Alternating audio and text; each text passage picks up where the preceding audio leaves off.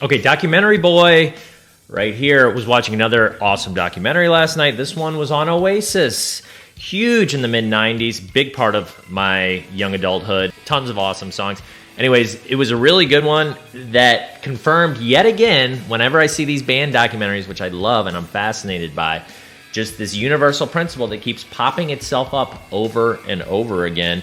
And that is to always be growing. And if you don't get that principle, and if you don't understand that at your core level, you're going to run into trouble. So I don't want to ruin too much because I want you to see the documentary. But at the very end, they've got a voiceover. It was two brothers that started this. It was Liam and Noel. And Noel, the older brother, quoted this. He said, "Just because you can't get any bigger or any higher doesn't mean you stop doing it.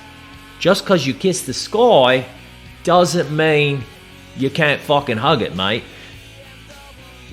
What that's saying in a terrible British accent is, and theirs is so, I mean, there's some of the stuff's hard to understand. They should have more subtitles, but just as you got to always be growing, and if you don't understand, and if you rest on your laurels and you think that, okay, we've made it, you're screwed. It ties back to that whole equation of life thing that I always bring up.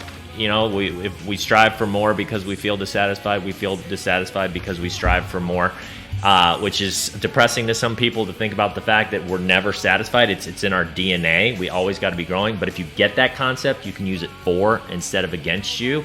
For instance, in my life, when I sold my business a couple years ago, I technically never had to work again.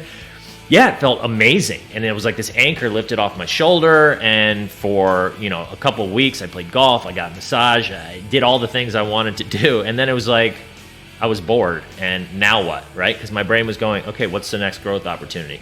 And so then I took this passion I've had on the side for so long, which is this, helping people and these universal principles that I've used as my own human science experiment over the years to figure out things and what's helped me and to be able to get to where I am.